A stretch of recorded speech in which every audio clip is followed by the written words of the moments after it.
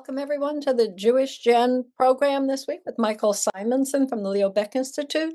Please feel free to tell us who you are, put your name and where you're from in the chat. We would love to see who you are. Oh, this is great. Canada, wonderful. Connecticut, Oh, hi, Jeanette. Maryland, stuck in Florida. Wouldn't be so bad to be stuck in Florida, right? Oh, and Alberta. Did I say Ecuador? That's wonderful. Welcome. I've been doing a lot of work lately with Cleveland because I had some reference questions. I saw someone here is from Cleveland, That's great. and we're from Unsleben, which is in Franconia. Well, welcome from all over the world. This is fantastic. I wanted to say, too, I saw one person saying, is this just a German thing? It's not. No. It's really, we're just looking at archival material, and we're using the Leo Baeck as an example. But you could apply what I'm going to say, perhaps, to any archive. So welcome. So my name is Karen Franklin. I'm the Director of Outreach for JewishGen. And so I'm extremely pleased to welcome my colleague, Michael Simonson, to give today's talk, Treasures for Your Tree, Finding Family Genealogical Ephemera in Archives. Michael is Head of Public Outreach and Archivist at the Leo Baeck Institute. Today's session is part of our ongoing Jewish Gen Talk series, which airs on Wednesdays at 2 o'clock Eastern Time. All talks are recorded and posted online, so if you can't join us live, please visit our YouTube channel. So, as we approach Passover, a season that reminds us of our shared history and identity, we invite you to support Jewish Gen's efforts to index, preserve, and upload records, to translate and publish Yizkor books, and to hold webinars like this one, all initiatives that help keep genealogical resources freely available to everyone. So, of course, it will come as no surprise that we're also going to include in the chat a link should you choose to donate, and we would thank you very much for that. Genealogists can discover far more than family trees and vital records in archives. In this talk, Michael Simonson will explore little-known collections at the Leo Baeck Institute, a rich panorama of art, objects, photographs, newspapers, books, and other materials that illuminate the lives of our ancestors. Michael began working at the Leo Baeck Institute in 2002 and currently serves as head of public outreach. Michael works closely with researchers, whether for academic purposes or personal genealogy, and has coordinated numerous online programs as well as the monthly meetings of the Leo Baeck Institute Book Club. Because Michael and I have worked for these past 24 years as colleagues with great pleasure. And so now, without further ado, welcome, Michael. Thank you. Thank you for having me. Thank you, Jewish Gen, for having me. I'm going to start by sharing my screen here. So give me a quick second. And there we go. Thank you, Karen, for the nice introduction. My talk today is about a genealogical ephemera. And this is material in archives that might be of personal, emotional importance for families to find and to discover. And so it could have great meaning on a personal level for individuals and for families. Also, ephemera can tell us a lot about your own ancestors, just the ephemera that may be deposited in archives. And I'm going to go through different kinds of ephemera that we have at the Leo Baeck Institute, some examples to show these points. So first, I already gave a little quick talk about the importance of ephemera, but I'll just go through this again. It provides, again, a personal connection to your ancestors or an object. It can also be a document or a book. It can illuminate more about the ideas and worldview of your ancestors. And we're actually going to start with such an object. It can provide evidence to stories or family knowledge of your ancestors and their history. can create a colorful and personal connection to otherwise less interesting records. Some records are not interesting until you understand what these records actually are and what they're telling you. So we can begin to look at some of this interesting stuff. I have made this um, talk to be kind of fun and lighthearted because, in truth, this is not about deep research. It's about um, personal connections, largely for individuals. So we can begin. I'm going to begin by talking about family tree and of course, family trees and why they are important in helping us go back through our ancestors' lineage and discover as well more who we are, where we come from. But family trees can tell us actually a lot more. And I'm using this as an example. This is a family tree. It looks old, but was actually made sometime after 1880, as is evidenced to me anyway by the fact that some of the people listed on the tree are born around 1880. So obviously it was known they were there. But, and this is a family in Dresden, the Wolf family. But if we look at this closely, we can also see some things about the family. And I will zoom in on some of these things. So, first of all, this family tree has very beautiful, very careful handwriting on it. It is the kind of handwriting and a little aristocratic. This is not just something scribbled down, right? This is something that was carefully made and it was carefully decorated.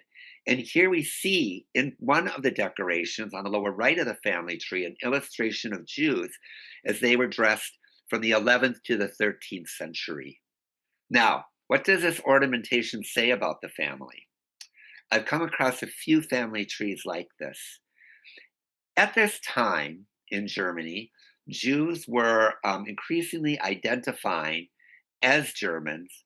They were becoming, in some ways, more secular, yes, but there was also people taking pride in their Jewish ancestry and saying, in a sense, we are Jews, but we are also Germans.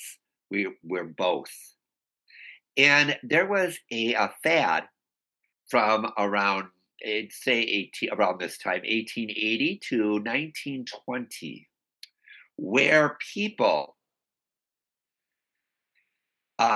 who label their family as important, as, in a sense, founders or bedstones, foundations of the Jewish community and Jewish life, purposely decorated and created these family trees so that they would look somewhat aristocratic.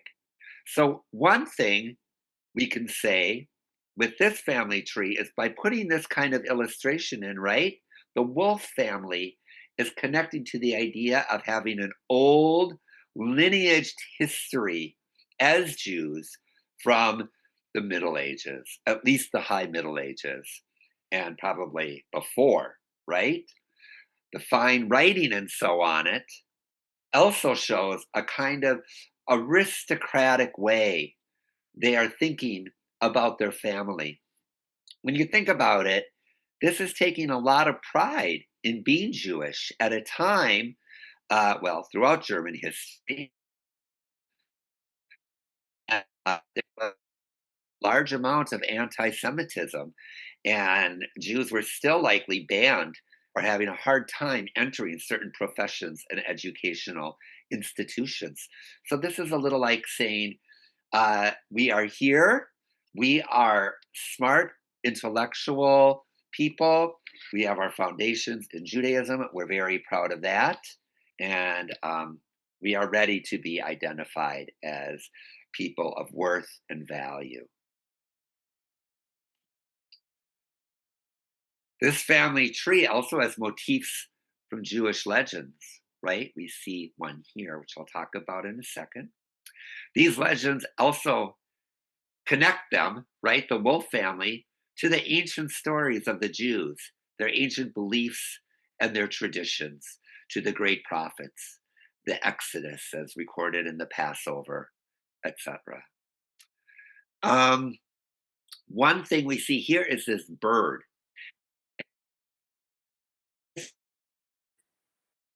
Know about it was called the Ziz.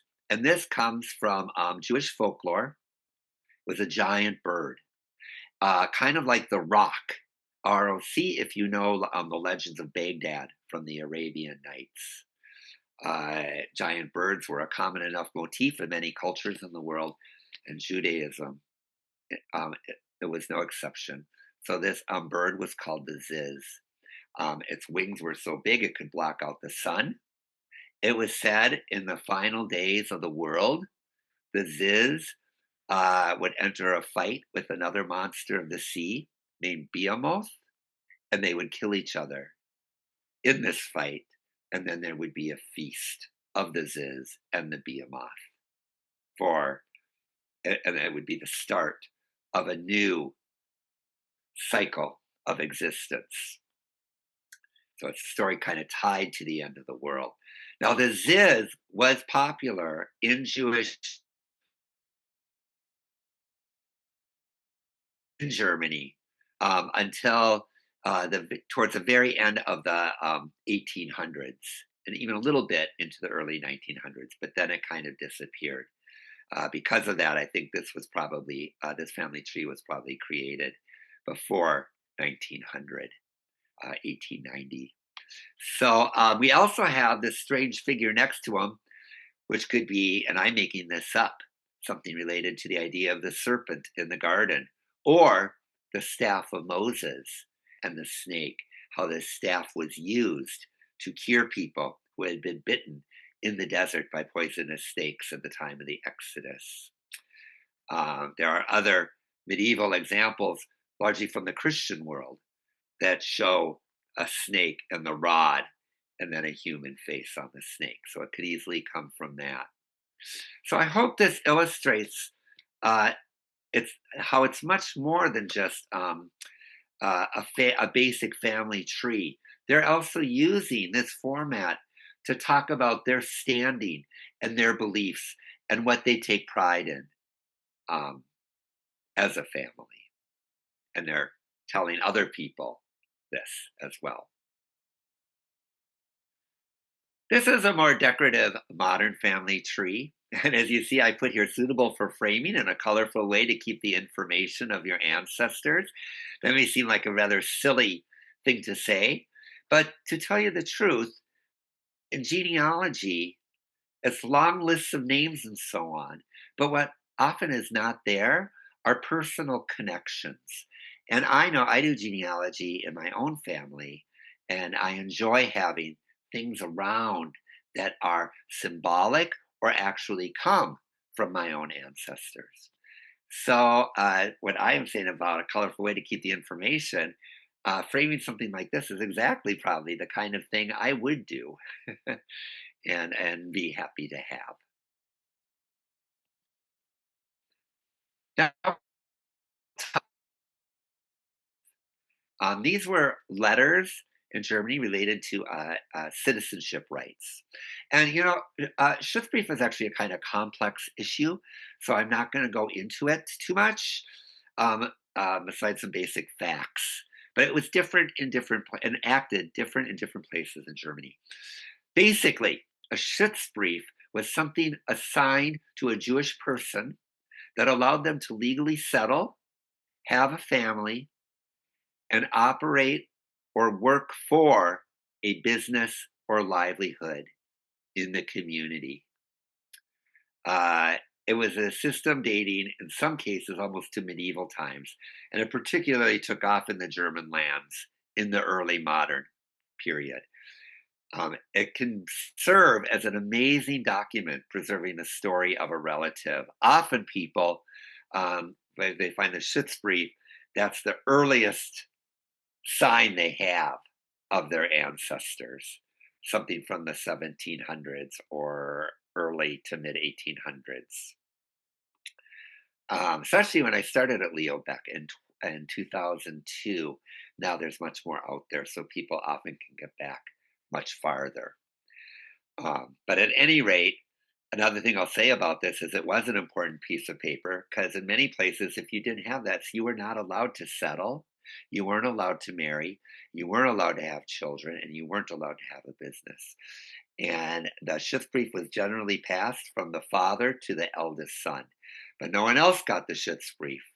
And this actually was what triggered the large immigration of German Jews to the United States, as well as South America, um, and Canada and Mexico in the mid 19th century. Here's an example of a Schutzbrief. This one we have in our collections. It's actually from Warsaw.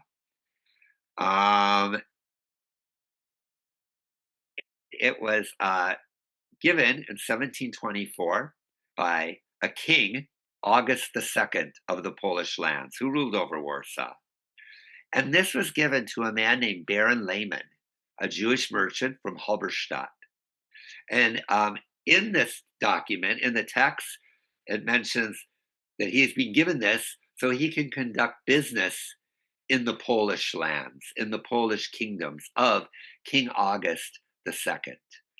Oftentimes it will say what particular kind of business, whether it's trading cattle or selling textiles or whatever.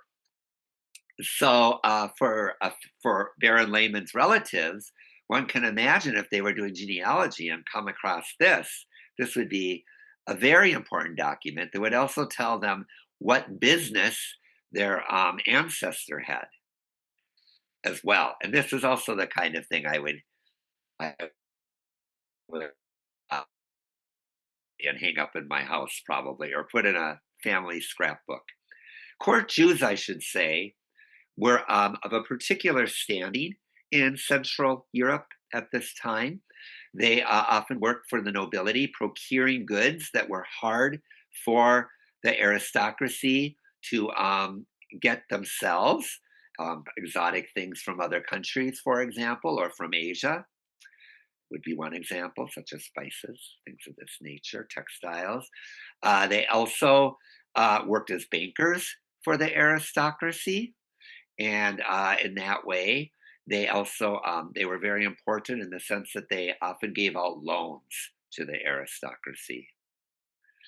So this was actually a little bit because of an old idea in Christianity related to Jews as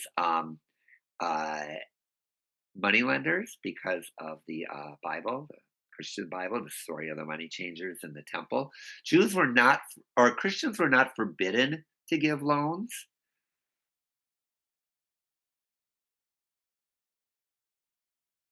So Jews naturally could occupy such a place. And of course, kings and princes and knights and bishops needed to raise money for war, to raise for troops, for armies, to feed their horses, to raise money for dowries, for marriages, and etc. This is what the court Jews did. This is a Schutzbrief for Isaac Levy of Mondoslow in the community of Neustadt in 1806. This was issued by a British king, King George III. At that time, he ruled the region of Hanover. And some of the Schutzbrief are quite long. This is the first of 6 pages. This is a Schutzbrief for Feist Herz from Bruchsal in Germany. He is allowed to settle and conduct business in 1779.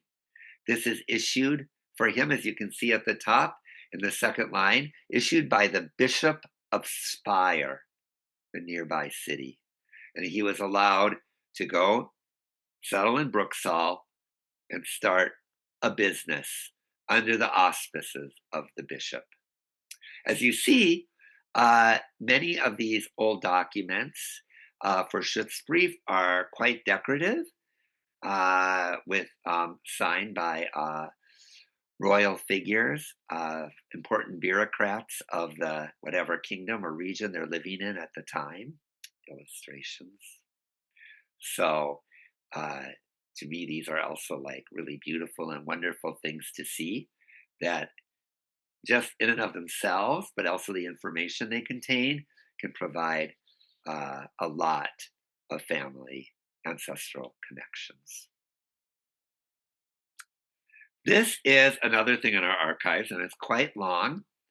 It's uncurled here. It would go probably the length of across a long table, and it is Migalat Esther's scroll on vellum. That's calf's hide, and it is from Fürth, Germany, circa 1750. Now, at this time in Central Europe, wealthier Jewish families often had their own scrolls commissioned and made. And I would very much guess this is one of them. We don't know for sure, but I think almost for certain that's what it was. So imagine if this was your family and you discovered this in our archives, and you can think, my great, great, great, whatever, back in 1750 for Purim, he literally carried this scroll in his hands with his family, going to the synagogue. And as they read the story of Esther, he followed along on his own scroll. So this is, I think, a very beautiful and touching, um, very personal item. This is a close-up of the item. You can see this person who had this commission done had figures put in it, and it was all made very decorative. The figures are supposed to be the different characters within the story of Esther.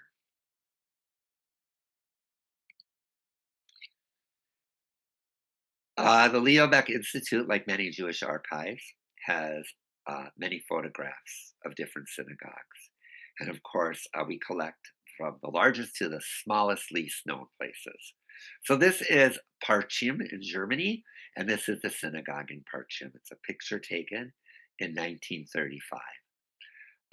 As I think we are all aware, in the Nazi time, so many synagogues were destroyed and desecrated.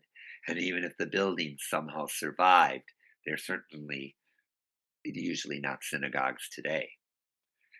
So this allow a picture like this allows you to see visually a place where your ancestors once worshipped and the center of what was their religious life or spiritual life.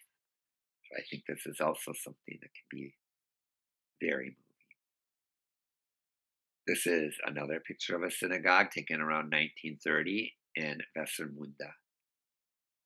So you can see, and also, and I won't go too much into this, you can also kind of see by how the synagogue is decorated and so on, the I don't want to say the kind of I guess I'd say the kind of observance that they practiced. The Orthodox had their own way of arranging things. The Reform had their own way. And of course, the period of the 19th century was this change as many people became more and more Reformed. So if you know how to look for those clues, you can also see what kind of religious observance your ancestors had. I know we have someone at Leo Baeck now who is writing about the development of the pulpit in German synagogues. This was something that was kind of did not exist originally in the Orthodox ones, and then it was kind of adopted from the Christian world around them as Jews became increasingly German identified and also more secular um, academically as well as in their personal lives. So that is an example of how a picture like this can be very useful, even for genealogists in understanding more stories of their ancestors. Recipes. This is a table of contents And the first recipe from a handwritten recipe book that was started in 1789 in Wallerstein and used by three generations of mothers and daughters. The custom among German Jews, and actually just within Central Europe in general, was recipes were passed from mothers to daughters, and also sometimes mothers to daughters-in-laws. We have stories in our archives where marriage is arranged, and then the daughter is sent to live with her future mother-in-law for a year and learns how to cook all the food that her mother-in-law knows how to make and that her son, the future husband, is used to. So these documents actually, though we might think of them as just boring recipe cards, they're actually historically quite important and they can be quite interesting. Another thing these diaries will do, or these recipe books will do, these handwritten ones as well, because some were published, is people were becoming more and more secularized. And there was also a fear that they were becoming, quote unquote, less Jewish. So sometimes these books also have kind of interesting things in them, like directions for how to set the table for Passover, lists of handwritten prayers you're supposed to say at certain times for certain festivals, and so on. So it also can help a person understand, again, the amount of spirituality and religiousness within your ancestors. And this is from a published recipe book by Rebecca Wolf, an apple egg cake. And you can, of course, make the recipes, right? Say that you have your great great great grandmother's recipe book. You find it in an archive and you can go through it. In fact, for us at Leo Baeck, most of our archives are digitized, including tons of recipes. And we had a project where we were making recipes from the old cookbooks, which was really very fun and interesting, and also illuminated a lot about our female ancestors, our ancestors in general, but especially the women who are cooking, right? And we've made a few recipes from this. Of course, the recipes are by the modern standards are pretty incomplete because, at least in the German lands, the women were taught by their mothers the basic things, so they didn't have to write them down. So a recipe for this might say, take 3 eggs, put some flour in a bowl, break the eggs in the bowl, cut up a few apples. Like they don't give exact specifications. Put it in the oven till it's done. So you have to mix it with regular recipes as well, or not regular, but contemporary ones that have those kind of directions. But but yeah, I mean, this is another wonderful connection, I would think, to eat a cake or something that your great great great great grandmother um, used to make. Huh, that's quite something. We do have some paintings at the Leo Baeck. We have a small collection of paintings and also other things too. Some objects, paintings of ancestors can allow for further understanding of how they lived. First of all, who was painted in the 1700s and 1800s? Well, more affluent people who could afford to have someone paint them, or who had people who had the time to and the resources, financially and otherwise, to be a painter. So it's usually upper class people in the society of that time. This also helps us understand, maybe picture more like a painting like this, the clothing, what people wore, how they had their hair, even, uh, what they looked like. We can also see in this picture, right, the furniture of the time. This is a very Biedermeier looking house, I would say, that this man's sitting in. We also see there's a book on the table, and I didn't write this down in the description, but that book is actually a prayer book. It's a Jewish prayer book. So this painting is also saying this man is Jewish, and this book is here to show that he is actively engaged in his life as a Jew with Jewish values and Jewish religion and faith. We see he's also holding a pipe. That pipe is called a meerschaum pipe. Meerschaum is the German name of a mineral that was mined largely in Turkey. It was exported into Central Europe. It was quite expensive, but it was considered of great value and class to have a meerschaum pipe, which often the end where his left hand is meeting the end of the pipe, it's decorated with a person's face or an animal or something like this, and it was considered a smoking apparatus that was superior to regular pipes.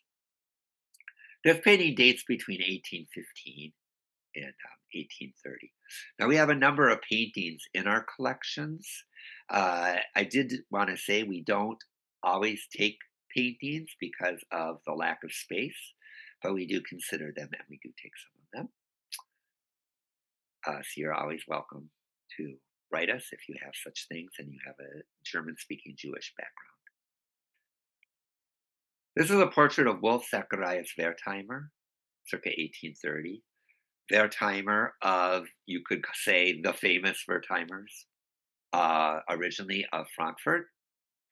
And in the Frankfurt, which there was a ghetto at that time, where the Jews lived on one street that had been existing already for a few centuries. Despite how we think of a ghetto for Jews today, in truth, something like the Frankfurt Ghetto was not a bad place for Jews to end up in the few centuries leading up to the time this picture was painted in 1830. It was under the direct authority of the Holy Roman Emperor, and the Jews who were allowed to settle there were quite affluent. And the emperor, much like the court Jews of old that I described at the beginning of our talk, he kind of used the Frankfurt Ghetto as a private bank for his needs. This is why the Wertheimer, this is from the quote unquote famous affluent Wertheimer family that you might have heard of. The ghetto was actually slowly at this time starting to be dissolved. It was still active, but probably by the end of this man's lifetime, Jews were no longer restricted to living just in the Frankfurt Ghetto within the city of Frankfurt, and many of them moved to another area called Weststand, where they, established villas, nice houses, etc. Anyway, a man came in one day to the Leo Baeck. He had been doing all this genealogical research, and he had discovered he was related to the Wertheimers. And then he discovered that this man was his great, great, great, whatever grandfather. And he contacted me. And he said, I'd really love to see this painting. So he came to the Leo Baeck Institute, and he came into my office. We have an easel. We took the painting carefully out. We set it up on the easel, and he came, and he sat in my office for a while. And he just looked at it. And I said, you're welcome to sit here as long as you want, and I'll just go outside my office where I could still, see him. And but I'll just stand out there, and there's a little table out there, and I'll sit and just do something out there, and you just let me know when you're done. And after a few minutes, he did, and he left. It was all very polite and nice, and obviously it had meant a great deal for him to look or stare at this painting of his ancestor. Memoirs are another thing we have at the Leo Baeck Institute. We have a lot of memoirs. Now, these memoirs are many of them were written after the war, and they tell the stories of the author and his family and friends and their survival and flight from Europe in the Nazi period. But we also have older memoirs that go back into the 19th and sometimes even 18th century. And they I would say more than anything else, can actually give us a lot of detail about our ancestors. I think if you can find a memoir written by an ancestor, you've really hit the jackpot. I'm going to talk about one right now, and that is the memoir of a woman named Clara Geismar. She lived in Eppingen, Germany. She grew up there. Um, the memoir largely covers the time period of the 1830s, 40s, 50s, 60s. And Eppingen had a small Jewish community, and she was Jewish. So Clara, in her memoir, she's one thing we learn about her is she's quite the saucy character. She talks back a lot. She is a rambunctious, but her family is too. She gets a lot of fight from her father. She tells a very funny story in the memoir that her father, the Jews had in that area of Eppingen, had just received more human rights. You know, the 19th century was a time of increasingly moving towards full citizenship for Jews, which throughout history in Germany had been denied their rights in the German lands. And so she talks the story about her father always goes to this tavern, and a man came in, and he was, bitching and complaining, or trying to mean to swear, he was complaining about the Jews, and her father got up and punched him and knocked him out in the tavern. And she says that's the last time anyone complained about the Jews that she knew of in Eppingen.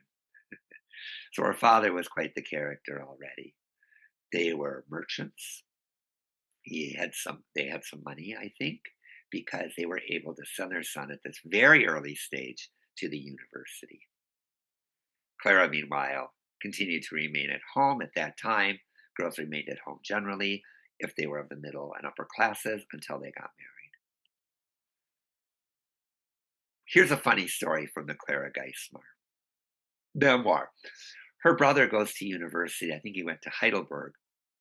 And this was at the time of the German Romantic movement, right? Which is so symbolized by this painting by Caspar, uh, by David Caspar Friedrich, and he it gets really into it, the beauty of nature, romanticism, and poetry, and so on. He comes back to visit Eppingen once in a while. He's hanging out with his sister. And then she says, I want to learn. I want to be a poet and art and this and that. And he says, well, the truth is, Clara, that you to do those things, you have to love the beauty of nature more than you love pancakes, which, I felt quite funny of him to say that. Pfannkuchen, you'd say in German. So perhaps more than anything else, memoirs provide a very human element to names on a family tree. I've been lucky in my own family to have discovered a relative of mine wrote a memoir, and it illuminated so much about my ancestors. I'm so thankful that have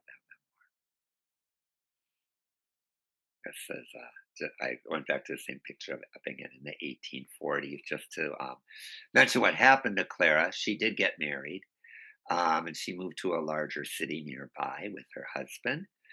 We also see her throughout her life becoming less and less connected to a Jewish identity, something that was also true for the Jews of Germany by and large in the late 19th century. In fact, at times she talks about the superstitious mumbling of people in the synagogues, and she goes to a some kind of service like a funeral, and there were people, I suppose, speaking Hebrew. She didn't really even understand or Yiddish, and she literally didn't understand what that language was, so she can't tell us. I'm assuming because it was a religious situation, it was Hebrew, but she obviously doesn't know it at all, or even really know much about it. She's so identified at this point as a German, as a non-Jewish German. Inscribe books and book plates, and for this, I'm going to use Well, we see here, this is a book, Lucas von Hamel. So that was a diary written by a woman in the early modern period in Hamburg, a Jewish woman. And it became, it was a very important book, kind of a seminal document about Jewish life in Germany in this early modern period. And it was well known, often given as gifts and read. Here we see a name on the top, and this is the name of the person who owned the book. And we couldn't figure out. We think I asked other people too. We think it's Wilmchen Goldstein. That's who we think. That's what we think it says. Anyway, she owned this book, and in the Nazi time, of course, a lot of books as artwork and other kinds of property were stolen by the Nazis. And in the case of books, not just from famous affluent Jews, but Jews of all classes and all parts of society. And one example, which I'll tell you, there was a library of a man named Julius Streicher. Now, Julius Streicher was a big deal Nazi, and he, in fact, was the publisher of Der Stürmer, the famous anti Semitic newspaper. And his press published other anti Semitic books and tracts and magazines as well. And he actually, as people were deported or left the country, he had his men from across the Reich, as the Nazi Reich continued to grow, as countries were occupied, gather Jewish books and bring them to Nuremberg. Because what he was doing is he was creating a reference library for himself, for Der Stürmer. So, for example, say he wanted to write, "The blood libel is real." It's actually a famous issue of Der Stürmer. In fact, the cover of it shows some stereotypically and in a racist way Jewish men with a knife and the blood of innocent German children dripping in a bowl. Like a complete kind of gross anti Semitic blood libel. And then, as you go through the pages of this particular issue, it's just page after page of like, in 1328, this had reported to have happened here. In 1342, this was reported to have happened here. In 1415, there was a child was killed by Jews here. So people reading it would see all this, what looked like facts, and believe it. But really, he was getting these facts probably from Jewish writings that were talking about these terrible blood libel things and how racist and horrific and anti-Semitic these things were. So he collected all these books that had to do with Jewish history, culture, and religion to use to riff off, take some of the facts in those books and make them anti Semitic. At the end of the war, he was tried and then he was hung for war crimes at the Nuremberg trials. All his books went to the City Library of Nuremberg. And now, for many, many decades, well, I don't want to say many, but I would say over 2 decades, the library has been working to return these books to the families. And indeed, a number of books, me and Karen Franklin, have worked on this project extensively in many cases, and a number of books have been returned to the family. And we can see how, for many, not all, but for many, the books have great personal meaning. So that's just one example. More affluent families also often had book plates, which were with very fancy illustrations and beautiful writing on them, which of course can also be a very nice memento to receive, especially if, you know, the person who owned the book and had it in their personal library was unable to get out of Europe.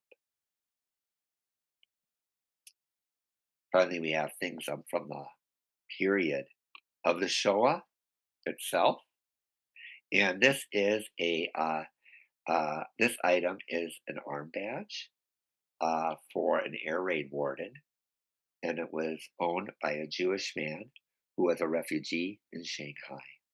So during air raids, he was in charge of, helping people get into the air raid shelters in Shanghai at this time.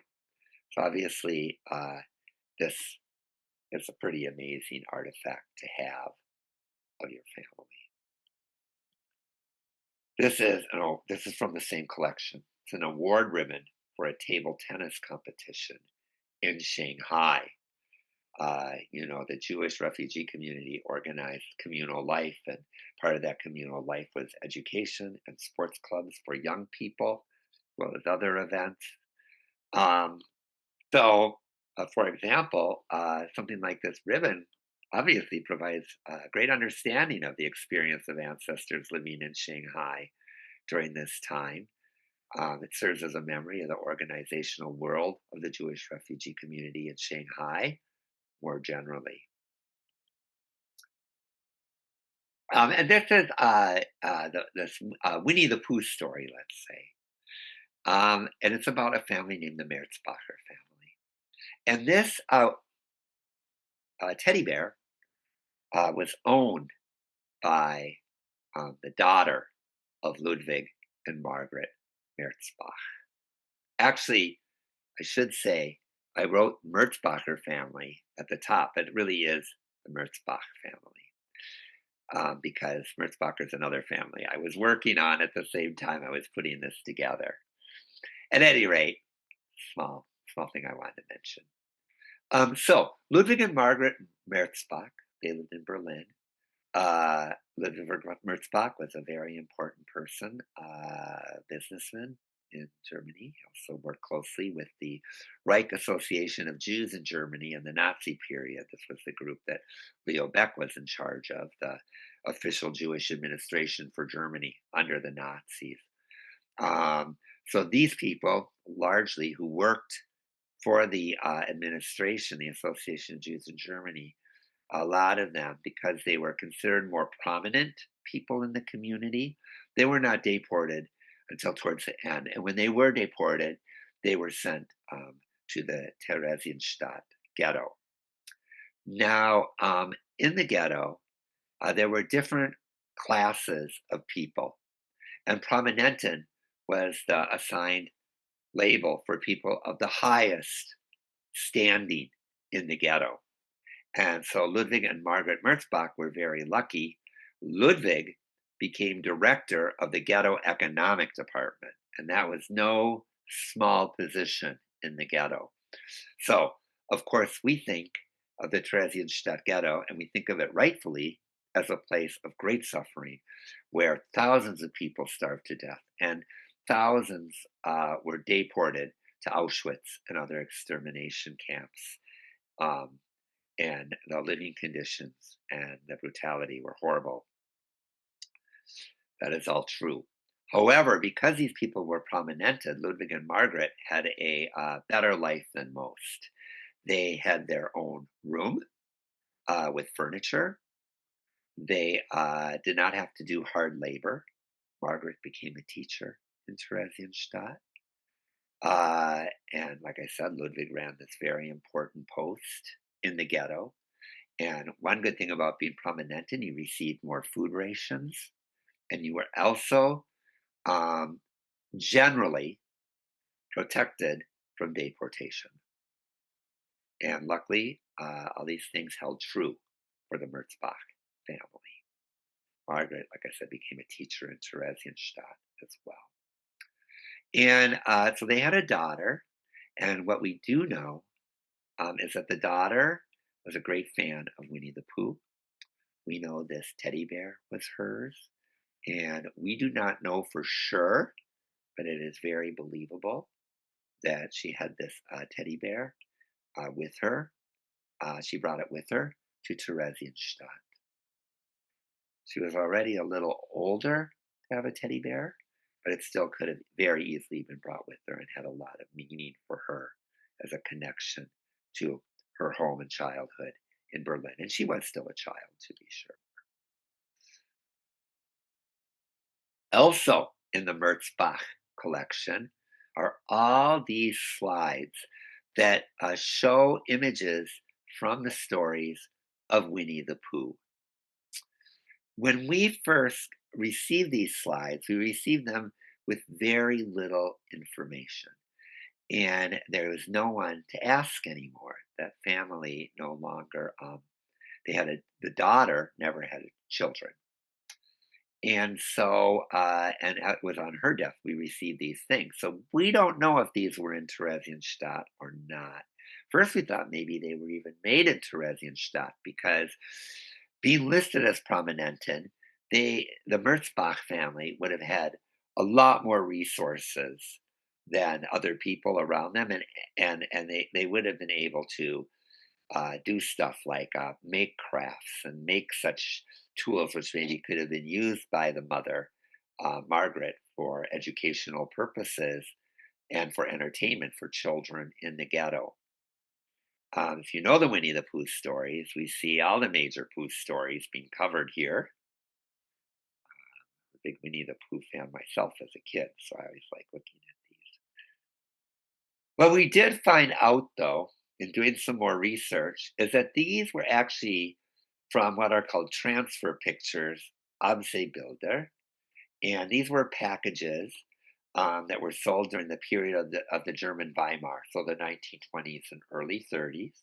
And they were kind of like they were these things you could buy or order, and you received them at home, and you kind of took these decals and you put them on glass. You imprinted them through some kind of chemical method onto glass at home, and that's how you made these little slides, which then you could shine a light through, and you could show on a screen or on a wall. So we realized that there was a set. We couldn't find any now. We looked, but we have this one instead, which I think we found on eBay. But I didn't find it personally, so I'm not quite sure, but something like that. But there were Winnie the Pooh ones too that they bought. So these images were obviously from that. I'll go back to this, and but that doesn't mean that they were, even if they were made in Theresienstadt, and because they're from the 1920s, it is or early 30s. It's believable that they brought these to Theresienstadt as well, especially I think because the daughter loved Winnie the Pooh, and this would actually be something that the daughter maybe highly valued along with her teddy bear and wanted to bring with her from Berlin in the deportation. And then, luckily enough, because they were prominent, and the whole family survived. And after the war, they came to the United States. In fact, this is the daughter, Uta. She became a very important mathematician at the University, I believe, of Texas in Houston. And this is a picture taken before her death. Probably quite a bit before her death. Be healthy there. So I don't know. Maybe this was taken in the early 90s or something like this. But sadly, there are no Merzbach family today, and so we don't know more about these things, the teddy bear, the Winnie the Pooh slides, than what I have been able to tell you in this little talk. But of course, it's amazing to think of these things being in Terezin, surviving the Holocaust with the family. And I don't think I have to go into great detail about how meaningful having and seeing such things and knowing they're cared for can be for family members. All right, so I'm going to stop here and we can start having questions and comments. And as you see, I also included my email. I am the head of reference at the Leo Baeck Institute, and I welcome reference questions. If you don't have time to ask me a question today, right now, you are welcome to please write down my email and email me your questions, and I'm happy to answer them. So I think on that note, I will stop my presentation. I'll just wait a moment so that people can write down this email because I'll not keep I, sharing my screen. Michael, just want to thank you. That was absolutely brilliant, and It raised so many questions for me myself. I'm lucky I have the floor for just a few moments while you take a look at some of the questions that came in during your talk. One I could answer, and Michael, I'm sure you can also answer, is with regard to Henry Louis Gates and his program. As part of Leo Baeck work that I did work on several stories for Finding Our Roots, but the problem is that when they do the shows, they generally research every part of someone's ancestry and then choose one or two stories within it. So a number of the stories that I worked on were never broadcast because they must have found some other story that matched their what they were looking for better than the work that I did. And I'm sure, Michael, that you have also had many similar inquiries that you have dealt with as well. So Yeah. while you're looking, I just want to very quickly talk about recipe books, because that was something that you mentioned. You never know what you're going to find. So first of all, what was the favorite what was favorite recipe, because it's always all dirty with schmutz, the leftover batter that fell on the cookbook and so on and so forth. That's one thing that it can tell you. Another is in terms of religiousness, which was mentioned several times in the chat. I found the Passover matzah balls directly across from the clam dip in my great grandmother's book, so that tells me a little bit about her religiosity. But also because the matzo balls were made of matzah, not of matzah meal, but of matzahs, I was able to identify which ancestor this recipe might have come from, because in Alsace and the Palatinate, that's how they made their matzo balls, with with matzah, not matzah meal. And also, the most important thing I learned from that cookbook was those matzo balls, I make them every year and they always fall apart. And many years ago, I would say close to 50, my great grandmother, whose book it was, had a younger sister. And when I told her about the matzo balls falling apart, she said to me, "Well, that's no surprise. My sister was a terrible cook." So I also learned, because of that cookbook, that my great grandmother was a terrible cook. Now I know where I get my skills from, but we'll leave that one alone. So I and the other thing you can learn from some of the books is, if they people have clipped recipes, you can see sometimes what city those newspapers came from, and actually trace your ancestors' progress through cities by which newspapers they clipped their recipes from. So, Michael, now that you've had a chance to look at some of the inquiries, go for it.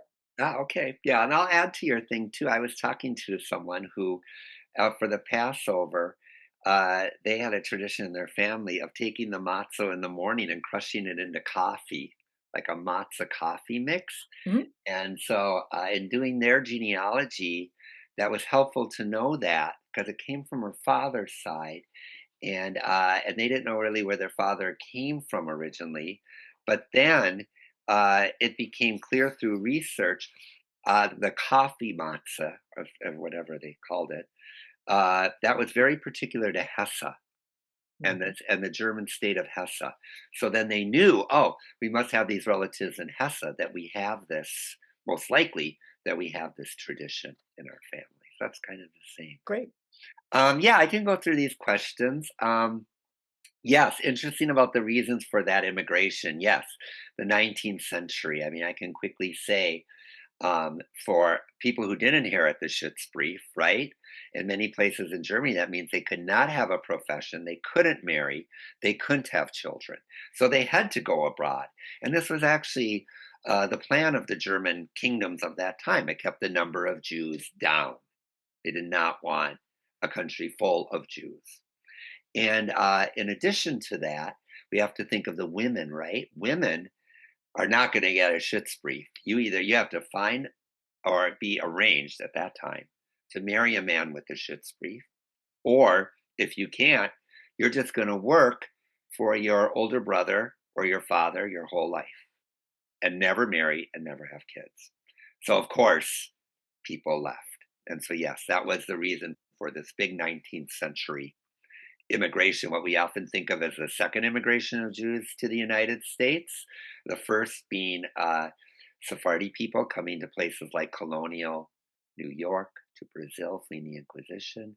then the German Jews coming to the United States, and then the giant mass of East European Jews who came towards the end of the 19th century after the German. Lisa Warsinger says, my Hebrew teacher said that money lending was looked down upon, so that was the only occupation open to Jews. So it's more nuanced and confusing than that. Of course, I wish history was that simple. Again, Christians could be money lenders, but it was frowned upon by Christians to be money lenders. But you could do it, and there were Christian money lenders. But most, well, I don't want to say most, but many were Jewish because they were more readily available or more readily willing or whatever to be money lenders, to conduct business. You know, most of businesses, actually, I should say all of business at that time in the German lands was through the guilds, right? Carpenters, bakers, shoemakers. Everyone belonged to the guilds. And then which you inherited from your father usually, that profession, that entry into the guild. The guild took care of you. You were a member of the guild. That's the job you did. But Jews were not allowed to be part of the guilds. And this is why Jews became kind of these middlemen people, business-wise, merchants, peddlers, buying here, selling there, money lending, because these were the kind of jobs outside of the guilds that were not included in the professions, in the official professions. So again, that's also an oversimplification. I feel like probably for this talk, it's the best I can give. And it was different in different places, of course, at the same time. My father had a very scripted handwriting. It was definitely a German thing, right? No, it was, that's the one question I had. No, that was, I mean, fancy handwriting was also true all over Europe. I myself am not Jewish. I have a Swedish ancestry. So the things I was talking about, the fancy memoir, the family tree, they have that kind of writing too, because they kind of moved up in the world within Sweden in the 19th century, and so they wanted people to know. So um, my mother was born in Germany in 1918. She was learning in school a type of script that was straight up and down. They were also being taught Esperanto at that time. Yeah, there were a few kind of things. There's Sutherland, Korintschrift, there's many. And then a lot of people, even in Germany, can't read these things anymore. So you kind of have to go, um, find someone who has studied the old language or the old handwriting. At Leo Baeck, we actually take classes in it. So that's very helpful. That's been helpful for me. Yeah, Meerschaum did have other meanings. You're right. It was Merschaum, just so you know. And yes, it does have other meanings. The paintings are dated. Well, if we get the actual paperwork around a more recent painting, then it's not so difficult, right? But these older paintings of people, we really can only date, usually, unless it's written on the back, by guesswork, looking at the context of the painting, the things I talked about, the furniture, the clothing, what the people are eating, how they're posed. Also, the level of orthodoxy in their dress is part of it. So we have two paintings, which I think are a mother and daughter at the Leo Baeck, and the mother's wearing the sheitel and the whole, more orthodox thing. And then her daughter is wearing a dress that is cut to here, so you can see her shoulders. And she is not wearing a sheitel. She's wearing some jewelry. So you can see in one generation of that family how things had changed. So you have to use those kind of contexts. Who translates the memoirs and other documents? So we used to have a staff of volunteers at the Leo Baeck. Karen knew them well too, but sadly, they have all passed away over time, or they're unable to come anymore. They were all Jewish individuals who left Germany and Austria as children, for the most part. One who stayed and survived in Europe. Um, so, but now we do not translate the memoirs and the documents. That is on the user, on the family. If people write and say, "Oh, I need this translated," we say, "Well, we can connect you with some people, paid translators, but we don't do it ourselves." So that's a sad thing that's happened with Leo Baeck. The volunteers were very helpful in their time, and they did provide this service, which was great and wonderful. But sadly, those days have gone. We're hopeful that more modern technology, AI, and things like Transcribus and so on, an online thing that can even read some handwriting, will become more and more comprehensive, and that in the years to come, there won't even be, a need for personal translators anymore for this kind of material. And you see in some libraries it's already happening. If something's digitized, you'll get the digital material, and next to it, you'll get a translation in whatever language you want of it. Now, Leo Baeck Institute is not there yet, and I actually don't know of any libraries in the United States who are there yet, but I know that there are some. I'm thinking of one in the Netherlands, for example, that does do that now. So it is something coming, which I look forward to that day. I can read the German, but it would be nice to have that extra help at times. Is there a way to search the Leo Baeck online, digital archives by surname? Yes. So I always tell people searching is it's a long process. People, they're very used in the modern world to clicking something into Google and getting an answer. And I always tell people research isn't like that. You have to try many names, place names, surnames, family names, different variety of different terms, professional terms. So it takes a while in searching in the catalog, but you can search using whatever terms you want, and hopefully we will have something. And we have directions for how to use the catalog right on our website. If you go to our website and you just type in the search field catalog, just that one word, you'll get a whole page, all the directions, everything about using our catalog. So I'd encourage you to do that. Yes, Henry Louis Gates, Finding Your Roots, people have come to investigate family histories. In the end, there was one very particular one, but they went with the story of her husband in the end. I don't know if you remember that, Karen. So in the end, they did use our information, but they did ask us to do that, and we do get things for programs and stuff. Karen has been somewhat involved in that too. Now I'll scroll down towards the Winnie-the-Pooh stuff at the very end. Thank you for the idea of resources. Um, yes, okay, so I'll just say quickly the Prominenten in Theresienstadt, that was decided by the Jewish administration itself, and they were it kind of developed naturally, actually. The Nazis wanted the ghetto to be self-run. They wanted to be a place where all the Jews were gathered, and then they died there, or even, the elderly did, or they were deported to the death camps and murdered there. But they didn't really want to do any other work of it. So the Prominenten, in many ways, filled in those spaces.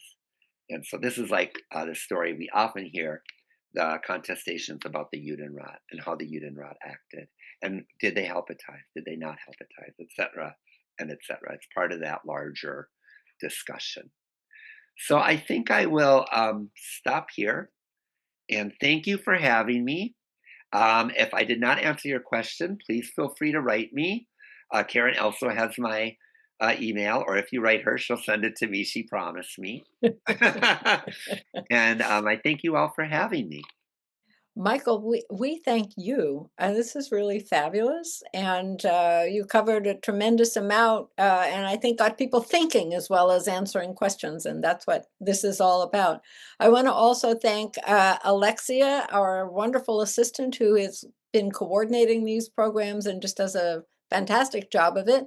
And thank you all for participating and for being much a part of the program. I also want to just let you know that next week, on March 25th at 2 o'clock, same time, we will have our own Caitlin Hollander-Ross, engaging young woman that she is, speaking about the disaster through the lens of genealogy, the Triangle Factory Fire Case Study. and she's going to be talking about specific individuals as well as the larger story of X number of people who perished. She's going to be talking about 17-year-old Sarah Brenman, who had been in the United States only 6 weeks before she died in the fire. So again, telling personal stories through the larger lens of history, which is what we're all about. So Michael, thank you so much. It was really terrific.